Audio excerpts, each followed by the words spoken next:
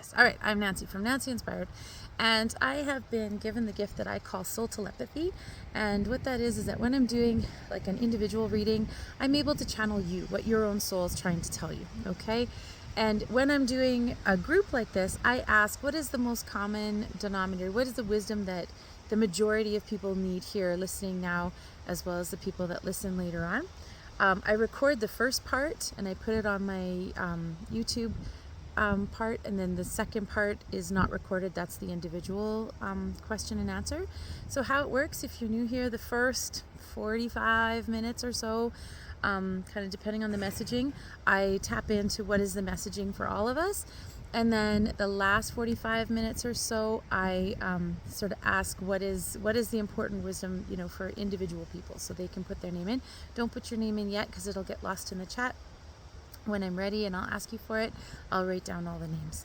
So, and a bunch of people just joined on. I am camping. I'm hoping that I have enough power that I don't have to turn on the generator because it makes some noise. But if I do, you'll have to just excuse me. I'll run over to the generator, turn it on, and we'll continue.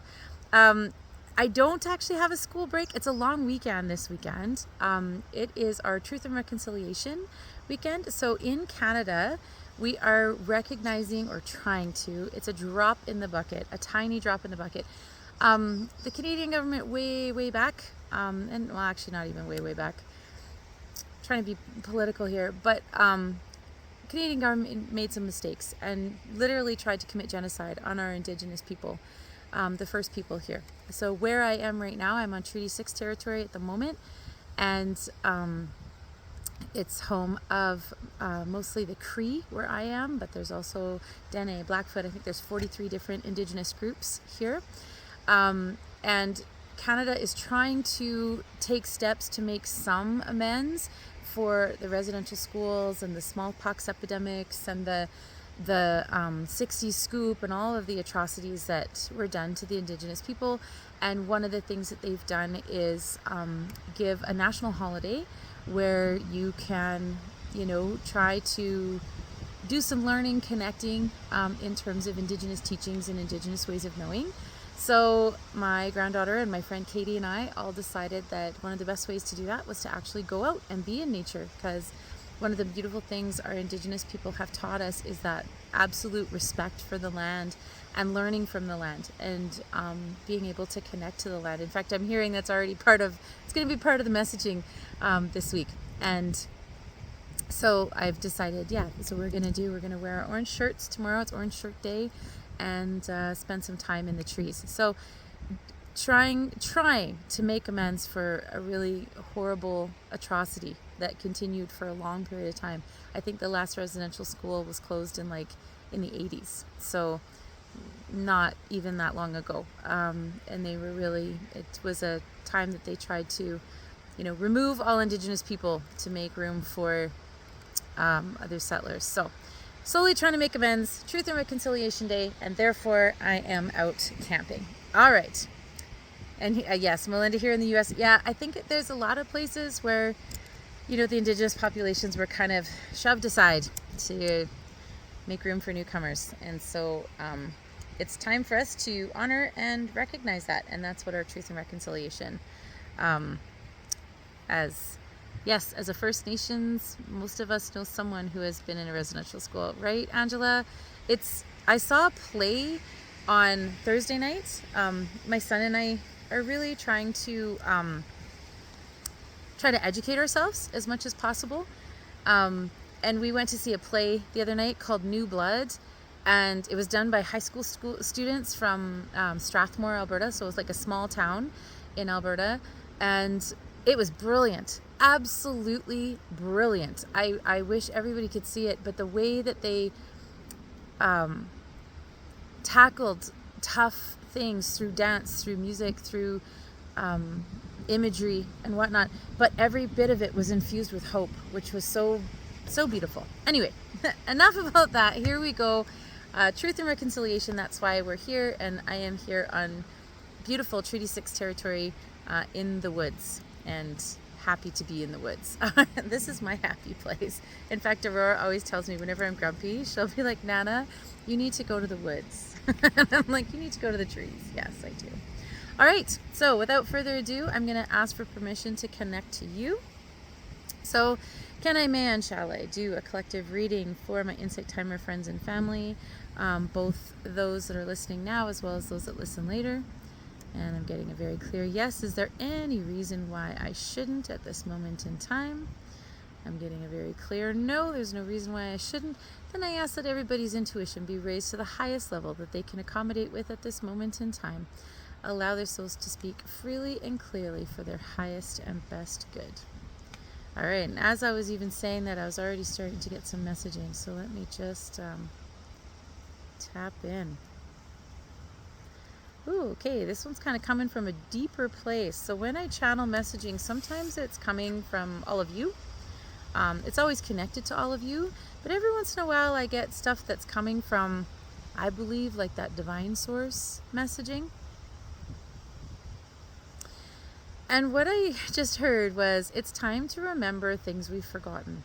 Okay, let me unpack that. It's time to remember things we've forgotten. I think this has to do with what I was just talking about in terms of truth and reconciliation and our Indigenous peoples. So there's a lot all over the world. Okay. So, okay, sorry, I'm just hearing lots of things at the moment. It's all coming really fast, so I'm just going to say slow down, slow down, slow down. All right. When I hear stuff, it all comes at me from my upper right side, and sometimes the messaging comes really fast and I have to just like slow it down a little so I can actually hear it. Okay. So, what the main messaging is that we need to remember what we've forgotten. And what that's talking about is exactly that, our connection to nature, our connection to each other, our connection to the earth. So we are all, we are animals. We are all part of this planet. We're all part of this earth, and we all serve a purpose. Now, we've been given certain skills, attributes, whatnot, that has allowed us to do different things that make us feel like we are, you know, superior beings. However, we are one of the few beings that, you know, destroy our own homes. And what I mean by that is, like, you know, animals will hunt and whatnot outside of their space, and then their resting space is sacred. What I'm hearing is that it's important for us to recognize our origins, recognize where we come from. And I'm not talking ancestry at this point. I'm actually talking about recognizing that we are part of this planet. We are part of, you know, the animals, the trees, the water. We're all part of it. What we do to it, what we take from it, both positive and negative. You know, right now I'm sitting here in this beautiful location in these trees, and I can feel the trees' energy, and I can feel the part of me that's, you know, animal in nature. I also have a trailer that's got a furnace and makes me comfortable at night, you know, but it's about connecting also with that part of us that is part of the animal kingdom. And so why this is relevant, I'm just asking, you know, what's yes, we need to do that, but why is that important right now? Okay. All right.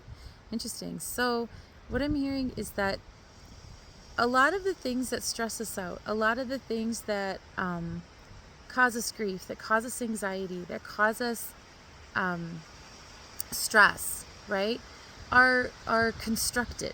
They're constructed by our society. They're constructed by our surroundings. And so it's important that as we are starting to feel overwhelmed or stressed out, just like my granddaughter says, Nana, it's time to go to the trees. It's time to go for even just going for a walk and connecting with that baser part of ourselves. Because trees aren't stressful unless they're falling on you, I guess. I mean, there's a few needles that are falling on my head right now. But, you know, trees aren't stressful. A river isn't stressful. We can make it stressful if we're, you know, on a kayak in the river, but you know, these things just exist at their base. Okay, so what I'm hearing, okay, this is the lesson from the trees. This is what I'm hearing, is the lesson from the trees. Trees just are what they are. they have their roots in the ground, they have their roots in the earth, they recognize where they come from, they have their roots in the earth, and they just are what they are. They draw up, nutrients from the soil, water from the soil, and then they reach towards the sun and they draw in light from that divine source energy. And we're being asked to remind ourselves that we're like the trees, that we need to root ourselves into the ground. We need to root ourselves into that earth energy, that connection to the animals, the trees, all the things in nature that we belong to, and then elevate ourselves, elevate our souls, raise our vibration higher. So then that's when we're raising to the sun. I know you can see that my face is like glowing in the video right now because the sun is right in front of me. It's so bright. I'm like, it was supposed to rain today. But elevating our souls.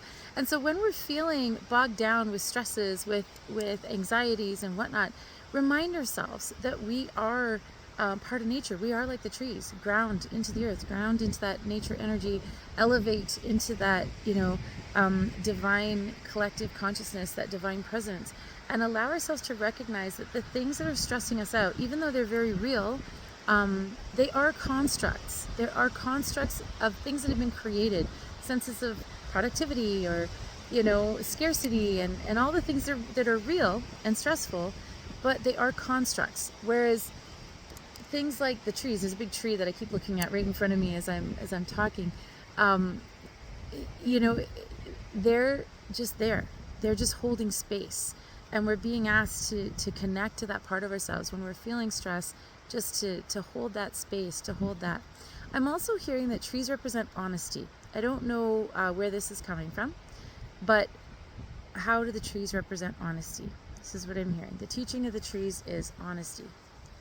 How so?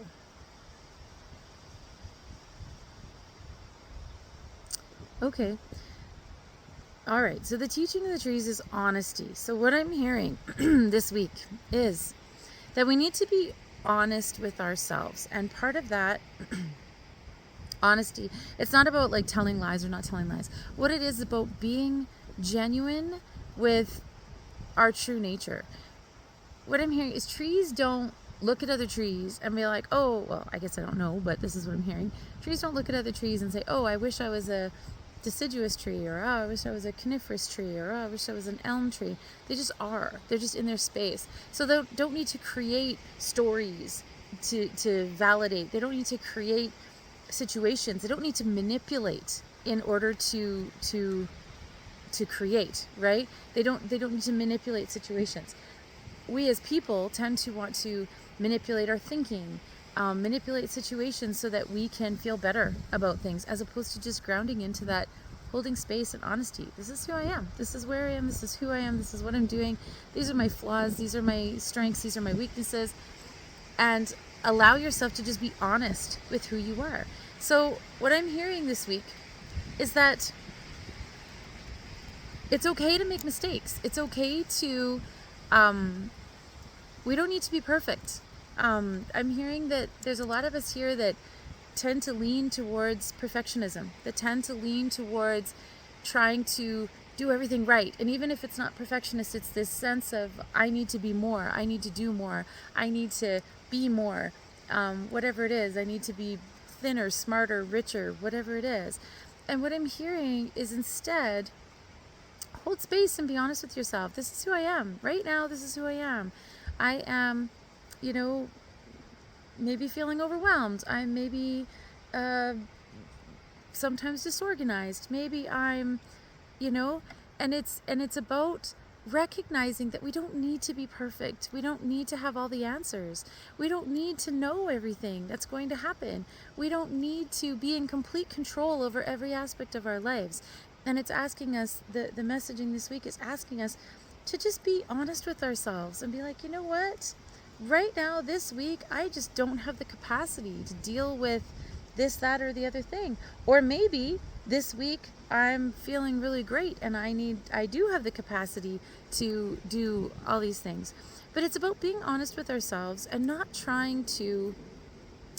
beating ourselves up, not beating ourselves up when we don't measure up to those constructs, that we don't measure up to the the frameworks that we put in place. There's nothing wrong with setting a goal and holding yourself accountable and being like, okay, maybe this wasn't the greatest week this week. It was practice. I always say when I've failed at something, or not failed, but when I've stumbled in the things that I'm working on, I was like, hey, that was practice. I can try again next time. Next week I can try again, or tomorrow I can try again, or 5 minutes from now I can try again. But it's about, let's not be so hard on ourselves, that we're all on this journey, and that there's different things that we're working on doing, and we come at it with a sense of who we are, and that we can recognize that we don't need to be perfect. We don't need to have all the answers. We're on a journey just like everybody else. And if anybody appears like they have all the answers and they know what they're doing all the time, sorry, don't believe you. We do the best we can with what we have. Nobody wakes up in the morning and says, oh, I want to royally mess this up today. I want to just cause problems everywhere I go. Nobody does that. If it happens, we're doing the best we can with what we've got at that moment in time. We can always do better. The next day we can do better. The next minute we can do better. If we make a mistake, we apologize, move forward, make amends, and move on. What I'm hearing though is don't allow others to punish you for mistakes. So what I mean by that, what I'm hearing is that there are some people that when they themselves are feeling kind of stressed on this journey, when they themselves feel like they don't have a lot of control, they will sometimes hold your feet to the fire in order to make themselves feel better. And so what I'm hearing is that if you made a mistake in the past, own it, make amends, do what you need to do to fix the mistake, but don't let others hold that against you forever and ever and ever.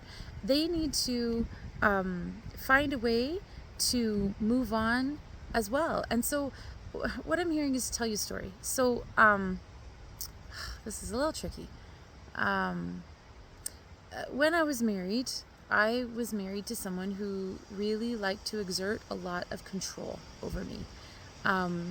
And one of the ways that he would exert control is he would find one little thing that I did wrong, and then he would hold on to it, and he would give me the silent treatment, and he would, until I was feeling so guilty for this one little thing, and often, usually, sometimes it wasn't even anything, but I would hold on to it, and I would beat myself up, and I would allow him to have that control because I felt so guilty about making a mistake, okay? What I'm hearing is don't do that. There's a number of you here that are around certain people. The wind is just picking up. I gotta just move this down. That are around certain people that kind of wanna control situations by holding you to past mistakes.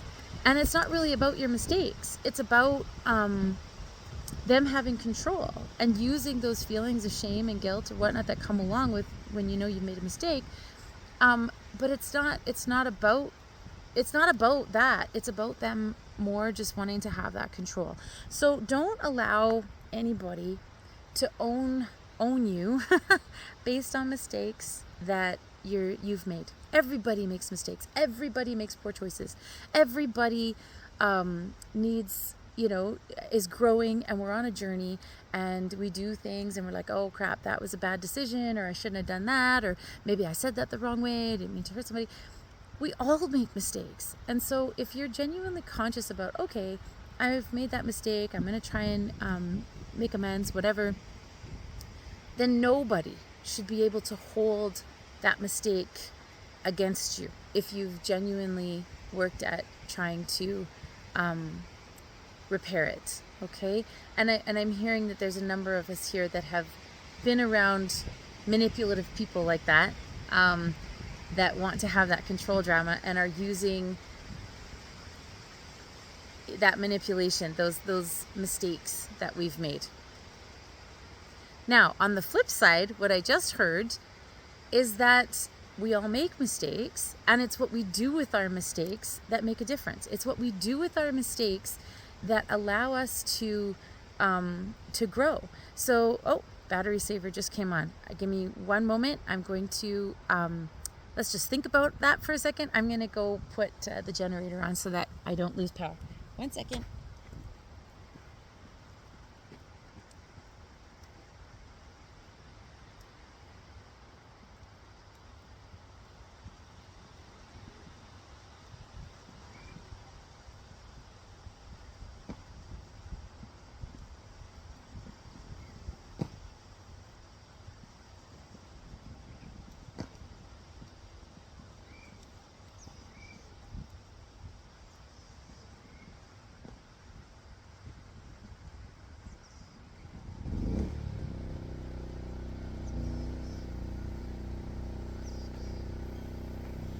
We have liftoff. All right.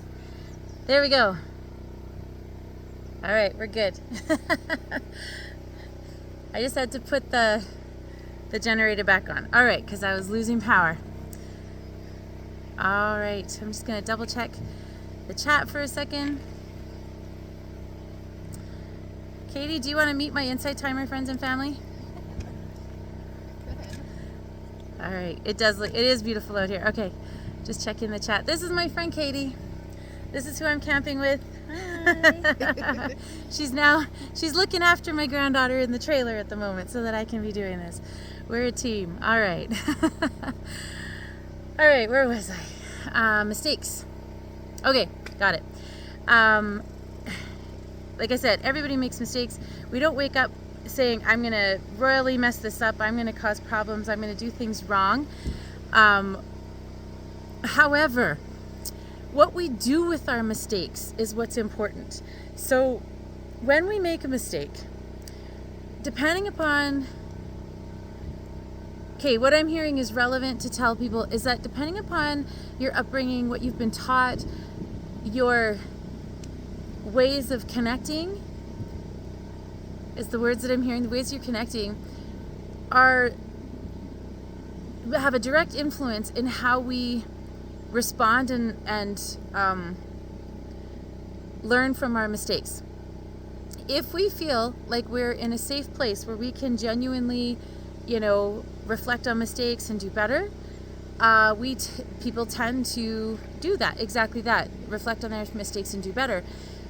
If you have been in situations where it's not safe to be vulnerable, what happens is people tend to get defensive and tend to try to deflect. So rather than owning their mistakes and recognizing their own shortcomings, they will try to deflect. They will try to make it anyone else's fault but theirs. And it comes from a place of not being able to be safe, to be vulnerable. And so I'm hearing that if you find yourself, in situations where you tend to maybe blame others when things go wrong or, want to deflect, that's not like, oh, you're a terrible person. What it is why is it that you feel unsafe inside to allow yourself to be vulnerable? Does it have to do with the relationships you're in? Does it have to do with upbringing? Does it have to do with childhood? Does it have to do with your work environment? Why do you feel unsafe to acknowledge mistakes, right?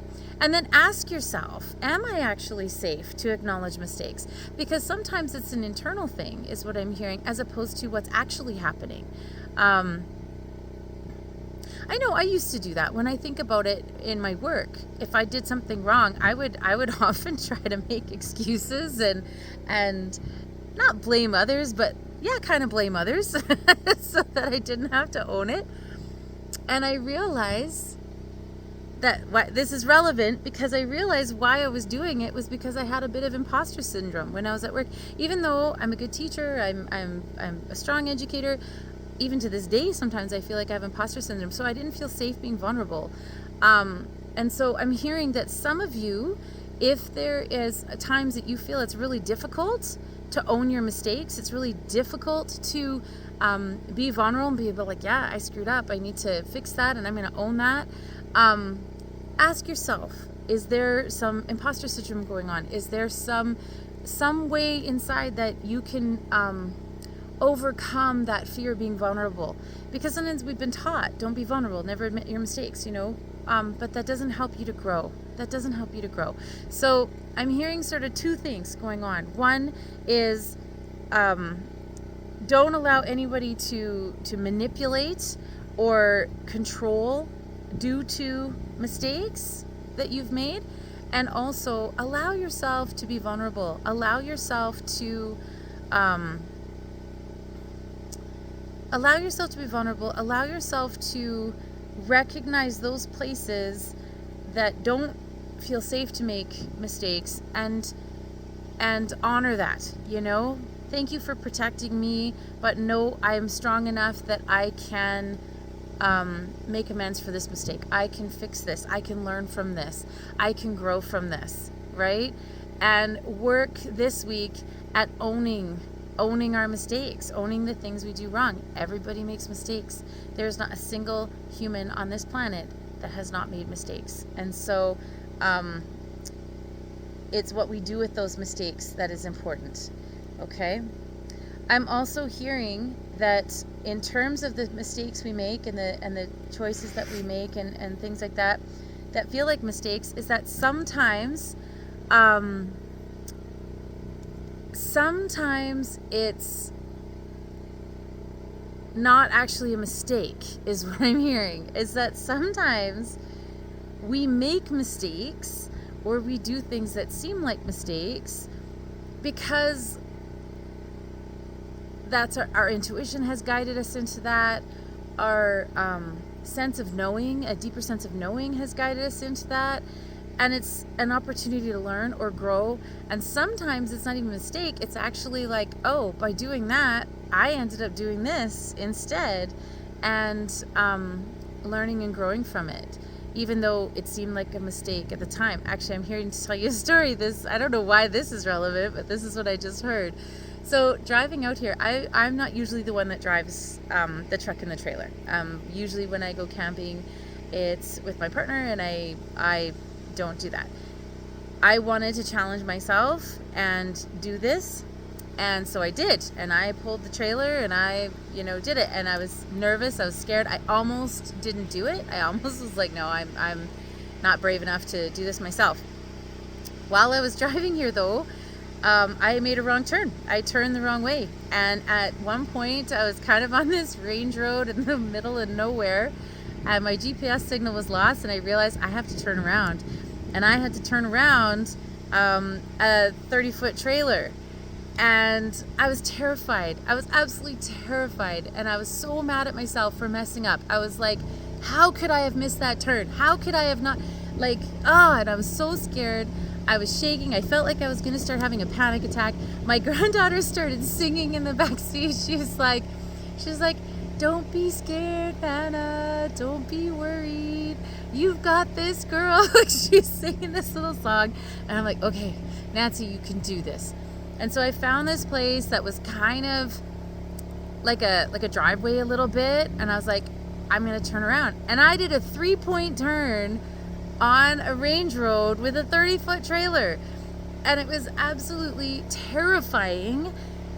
But that mistake allowed me to realize I can do this. The very thing that I was so scared of, that I can't do this by myself, because I screwed up and went the wrong turn and went the wrong direction, I was forced to face my fears and do this turn, and I did it. Am I still scared to back up the trailer? Yes, I am. However, now I know I can do it. If I really need to, I can do it. So that means if I want to take my granddaughter camping by myself, I can. I don't need, not that I don't want to have other people with me, but it was the point I'm trying to make is that the very mistake I made, where I'm cursing myself for how could I have missed that turn, allowed me to recognize my own strength. So sometimes the mistakes that we make aren't actually mistakes. They're leading us to our strength. They're leading us to our courage. They're leading us to our journey.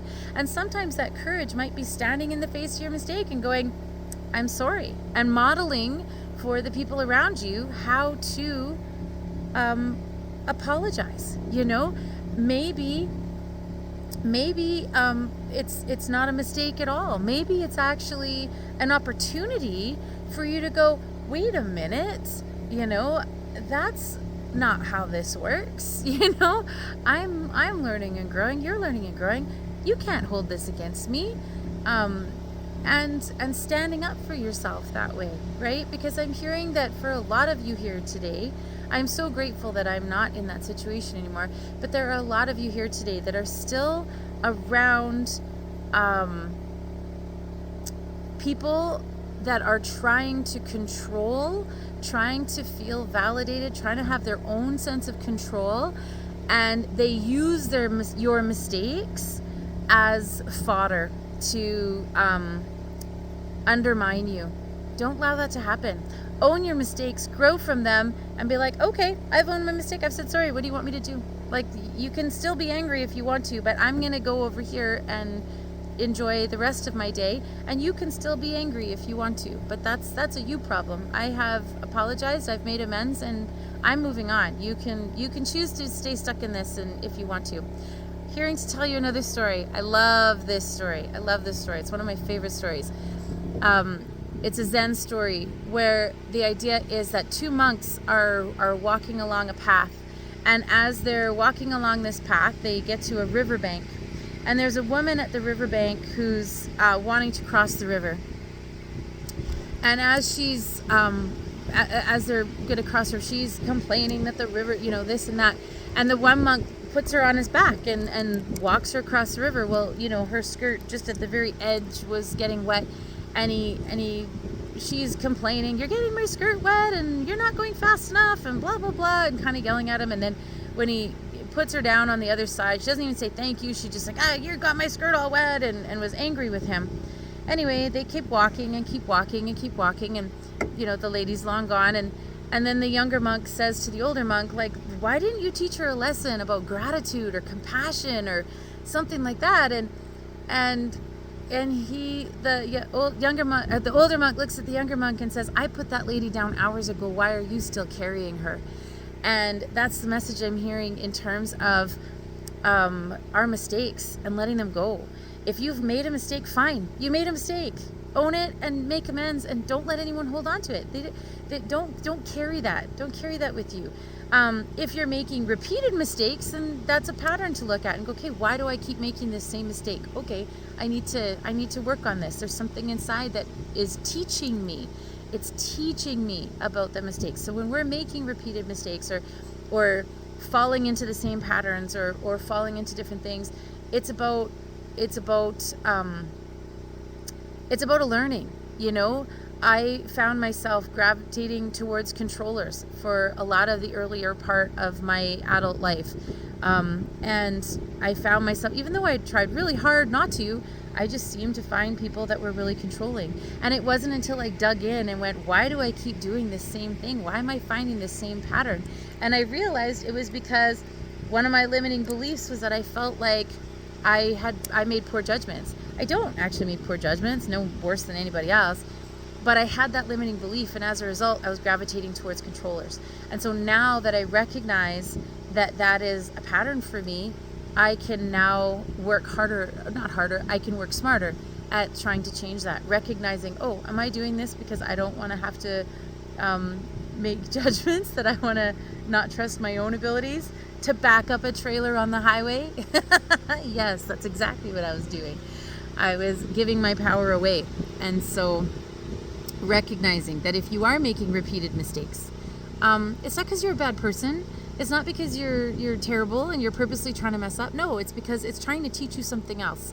If I'm hearing that there's some people that are struggling with addiction, and it's really difficult to deal with addiction, and that sometimes you mess up, right? And instead of beating yourself up and being like, "Oh, I'm terrible, I make mistakes all the time," instead, what's the lesson here? When do I mess up? Is it when I'm feeling vulnerable? Is it when I'm feeling lonely? Is it when I'm feeling like I don't have power? Is it when I'm feeling... And analyze for yourself, when do I do this? So that we can understand, rather than just being angry with yourself. Because, like I said, we all make mistakes. Things happen. And it's all about being honest. Back to that lesson of the trees, right? It's about being honest, grounding down, recognizing who we are, where we come from, and being honest with ourselves in terms of what our strengths, weaknesses, flaws, foibles, and all those things are that are making us uniquely human and uniquely us, right? Nobody is setting out to ruin anything, destroy anything. It's things that we're learning, it's things that we're growing from.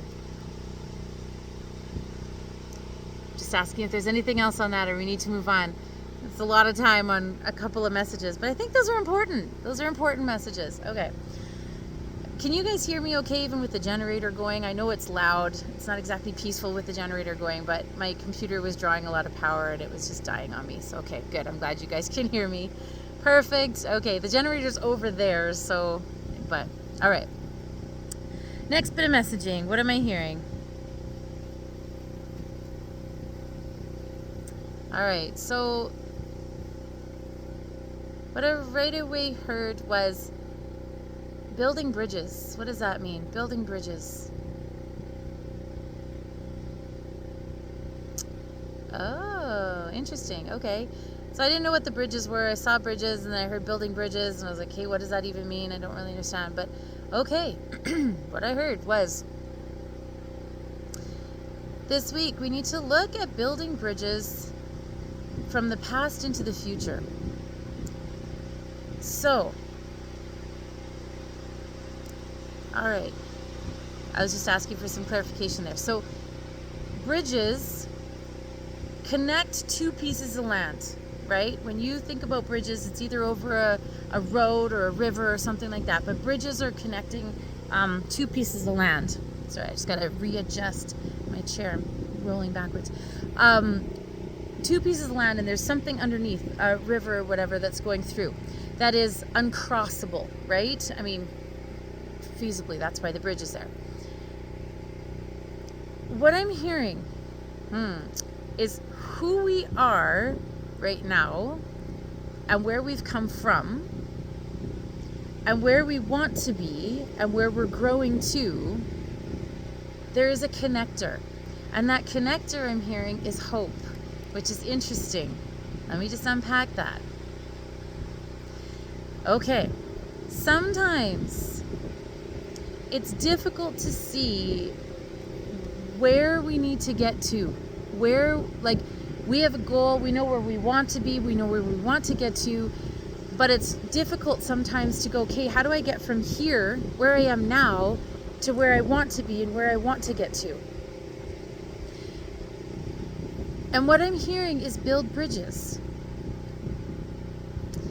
What I'm hearing is that, okay, I get it. All right, so unless you're an engineer and have, great understanding of bridge structure and whatnot, sometimes it's hard to even really understand, how a bridge is made, constructed, it's just there, unless you're part of the building project or an engineer or something. Sometimes it's okay for us to not know how we're going to get there, but to trust and have hope and faith that we're going to get there, that we're starting from where we are. And no matter where you've started from, no matter where you're coming from, so this is going back to like mistakes or learning or humble beginnings or whatever, it's where we're starting from, right? And it's recognizing that that's part of us. That is the solid part of us, no matter what it was like or is like.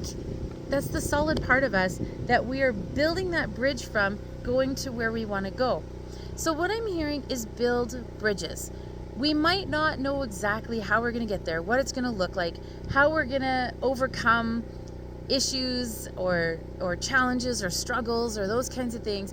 We don't necessarily know how that is going to be mapped out, but we can build a bridge recognizing that at some point, somehow, we're going to get to the other side, right? And to recognize that we're going to get to the other side. And so if you're struggling with a goal, things not working just the way you need it to, or maybe you're in the midst of some change. I'm hearing that for some of you, there's some big changes happening, some big, like, you've taken some steps, you're growing, you're owning yourself, you're reclaiming your power, and it's like, oh, but I don't know what this looks like next. I know that I need to do this, I'm doing this now, but I don't know what this looks like next. What I'm hearing is just build a bridge for yourself. Recognize that, okay, you don't have to swim through the water. You don't have to walk through the water. You can go over that part and go, okay, I don't know what this is going to look like from here to there, but I'm going to just jump over that side on a bridge. We're just going to go over on a bridge and build bridges between where you are now to where you want to go. And the rest will make sense. So I just heard when you're crossing a bridge, you might look at the scenery below the bridge, you might look at the river, you might, acknowledge the fact that you're going over something, but it doesn't really matter because you're actually going over the bridge. So it's I just heard water under the bridge.